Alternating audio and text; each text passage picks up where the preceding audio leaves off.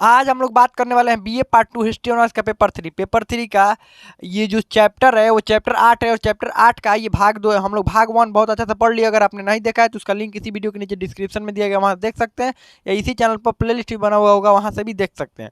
हम लोगों का पेपर 3 जल्द ही कंप्लीट हो जाएगा, क्योंकि एक इसके बाद 2 या 3 लगभग 2 या 3 चैप्टर है। इसके बाद पूरी तरीके से पेपर 3 कंप्लीट हो जाएगा। उसके बाद हम लोग पेपर 4 चालू करेंगे।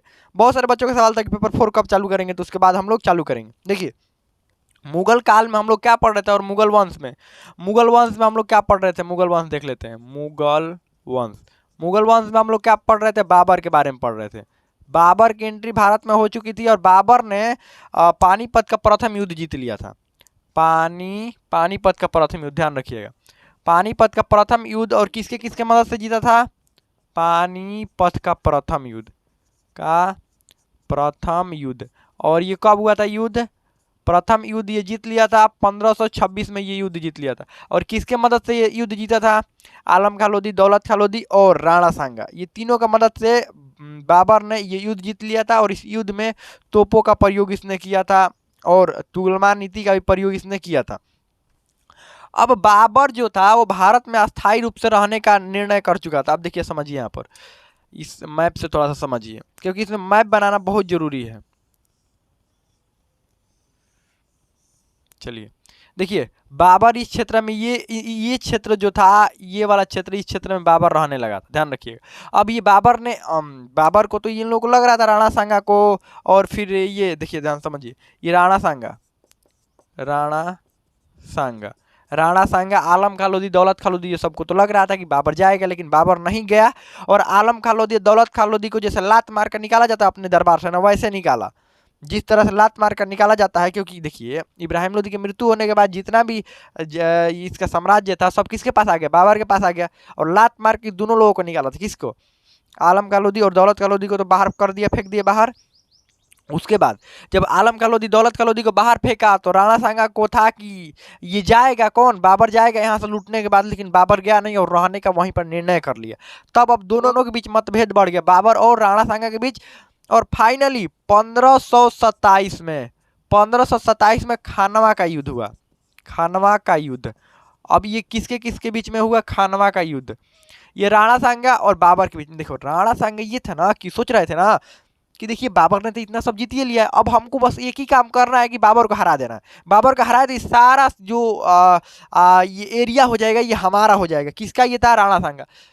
इन राणा सांगा ने जीतने के लिए 2 लोगों से मदद लिया, मेदिनी राय, यहाँ मेदिनी राय, और बिहार वाले क्षेत्र में अफगान शासक रहते थे, वही इब्राहिम लोधी के ही वंशज सब रहते थे, इधर बिहार वाले क्षेत्र में गए थे। ये महमूद लोधी, दोनों से ये कौन मदद, मेदिनी राय, ध्यान रखिएगा, राय, ये दोनों से राणा सांगा मदद लेना चाहते थे। और इन लोगों को भी कहा कि देखो, बाबर को कुछ नहीं करना, ये वो शासक है ही, अब इसको मार कर भगा देंगे अगर हम लोग, वापस ये अपने देश फरगना चला जाएगा, बस ये सारा जो संपत्ति है सब कुछ हम लोगों का हो जाएगा, और तुम लोगों को कुछ कुछ हिस्सा देंगे। इधर महमूद लोधी क्षेत्र में था, इधर मेदिनी राय, तो ये इन्होंने कहा, राणा सांगा ने इन दोनों से, कि तुम लोगों को भी थोड़ा थोड़ा क्षेत्र दे देंगे, बस हमारी मदद कर दो। तो ये दौड़ कर मदद करने के लिए आए, किसको, राणा सांगा की मदद ये दोनों लोग करने आए। इन तीनों को ये नहीं बात पता था, हमें समझ में नहीं आता क्या ये रह रहा था इसके साथ में, इसका मदद करने का भरोसा दे रहा था, इसको पता नहीं था कि वो सब तोप लेकर आया है। इन तीनों के पास कुछ वो नहीं था, ये सब वो तोप गोला बारूद लेकर आया है। और उस्मानिया पद्धति को वो जानता है कि उस्मानिया पद्धति से कैसे, उस्मानिया पद्धति से वो युद्ध लड़ना जानता है और युद्ध नीति भी बनाना जानता है। इन तीनों को ये बात पता नहीं था। और फाइनली 1527 में खानवा की युद्ध हुआ। ये तीनों एक तरफ से रहे और बाबर एक तरफ से, ध्यान रखिएगा, बाबर और किसके बीच में, राणा सांगा के बीच युद्ध हुआ। अब देखिए, बाबर के पास तो कोई और उपाय था भी नहीं, इसने तमगा कर, ध्यान रखिएगा, सैनिकों पर लगने वाला तमगा कर जो होता है वो सैनिकों पर लगता है, सैनिकों पर। इसने अपने सैनिकों का जो तमगा कर है वो माफ कर दिया, बोला सैनिकों को कि देखो, ये वाला युद्ध हमको जितवा दो बस। सैनिकों ने तो पिछला वाला युद्ध जितवाया ही था, किससे, इब्राहिम लोधी से। अब सैनिकों को कहा कि देखो, ये वाला युद्ध हमको जितवा दो, तमगा कर, इन तीनों को निपटा कर दिए ना, तो ये पूरा तो साम्राज्य हमारा ही हो जाएगा, तुम्हारा तमगा कर माफ कर देते हैं। सैनिकों का तमगा कर माफ हो गया और सैनिक भी खुश, सब कुछ खुश। और इसने बेहतरीन एकदम प्लानिंग बनाया अपने गोला बारूदों के साथ में, सैनिकों के साथ एकदम बेहतरीन प्लानिंग बनाकर, और इन तीनों को क्या किया, हरा दिया। ये खानवा का युद्ध क्या हो गए, राणा सांगा हार गए। अब बाबर ने इन दोनों को पहचान लिया था, मेदिनी राय और महमूद लोदी को, ये भी नीचे हुए थे इधर इधर वाले क्षेत्र में। बाबर को लग रहा था कि जिस तरह से राणा सांगा दोबारा हमसे युद्ध करना है, भविष्य में हो सकता है कि मेदिनी राय या महमूद लोदी इधर से अचानक आक्रमण कर दे, दोनों दिक्कत हो जाएगा हमारे लिए। तो सामने वाला आक्रमण करे इससे पहले आप ही उस पर आक्रमण कर दीजिए। देखो समझो, आपको पता चल गया कि ये सामने वाला हम पर आक्रमण कर रहा है, इससे पहले कि वो आप पर आक्रमण कर, आप ही उस पर आक्रमण कर दिए। ठीक वैसे ही इसने नीति अपनाया, किसने, बाबर ने। ये मेदिनी राय। अगला 1528, 1528 में चंदेरी का युद्ध, चंदेरी का युद्ध, चंदेरी का युद्ध किसके किसके किसके बीच हो गया, मेदिनी राय और बाबर के बीच, मेदिनी राय और बाबर के बीच, बाबर के बीच, इन दोनों के बीच युद्ध हुआ, जबरदस्त युद्ध हुआ। फिर यहाँ पर कौन हार गए, मेदिनी राय हार गए। देखिए बाबर जीत रहा है।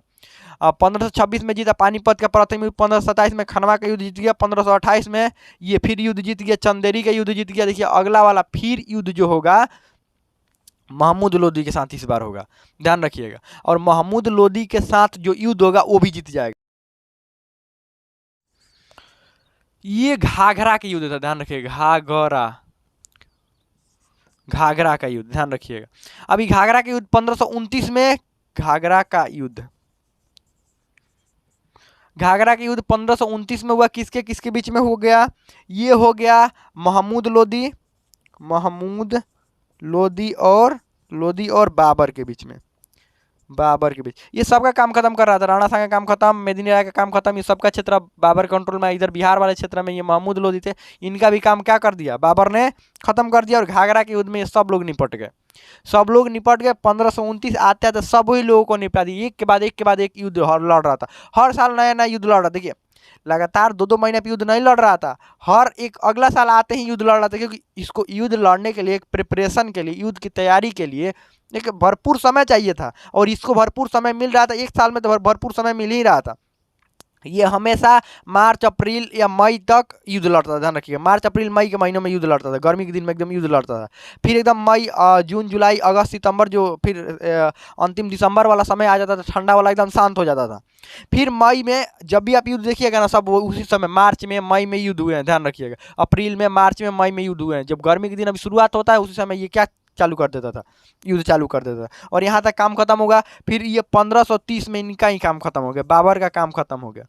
बाबर की मृत्यु हो गई, बाबर की मृत्यु हो गई, और बाबर की मृत्यु हो गई। और इसके बाद इसके 4 गो बेटे थे, जिसमें से प्रमुख हुमायूं था। तो इसने मृत्यु होते ही कह दिया था कि जितने भी ये संपत्ति है सब बंटवारा कर लेना। तो हुमायूं जो था, ईमानदार था, उसने सभी संपत्तियों को बंटवारा कर दिया। और बंटवारा करने के बाद बड़ा दिक्कत हो गया, क्योंकि राजा को एक ही हो सकता है ना। अब इतना आपका ये राज्य है, सबको 4 गो भागों में बांट दीजिएगा तो दिक्कत नहीं हो जाएगा।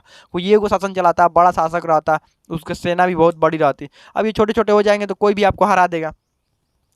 तो ये यहाँ पर निर्णय इसका कहना गलत हो गया था। अपने मरने से पहले ही बोल दिया था कि ये सभी लोगों में बराबर बराबर हमारा राज्य है, वो चारों बेटों में बराबर बराबर बंटना चाहिए। तो इसकी मृत्यु हुआ। और इसने देखिए मृत्यु होने के बाद इसको था कि इसका इच्छा था कि हमें दफनाया जाए काबुल में। तो इसको काबुल में शुरू में तो नहीं दफनाया गया, बाद में इसको काबुल में दफनाया गया। शुरू में इसको आराम बाग में रखा गया, जो कि आगरा में इसने बनवाया था। इसने कहाँ पर आराम बाग बनवाया था, आगरा में। आराम बाग का निर्माण किया था आगरा में। शुरू में इसको आगरा में रखा गया, आगरा में, बाद में ये इसको काबुल में दफनाया गया।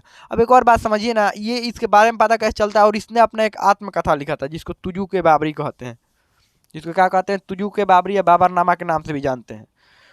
तुजुक ए बाबरी, तुजुक ए बाबरी, बाबरी, ध्यान रखिएगा, तुजुक ए बाबरी,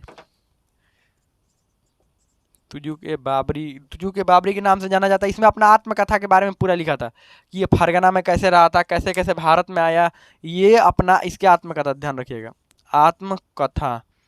और ये आत्मकथा ये तुर्की भाषा में लिखा था, ध्यान रखिएगा, चतगाई तुर्की भाषा में ये अपना आत्मकथा लिखा था। और ये वहाँ के बारे में लिखा था, कहाँ के बारे में, ये फरगना में रह रहा था, अपने बचपन के बारे में लिखा था, कैसे भारत में इसका एंट्री हुआ उसके बारे में लिखा था।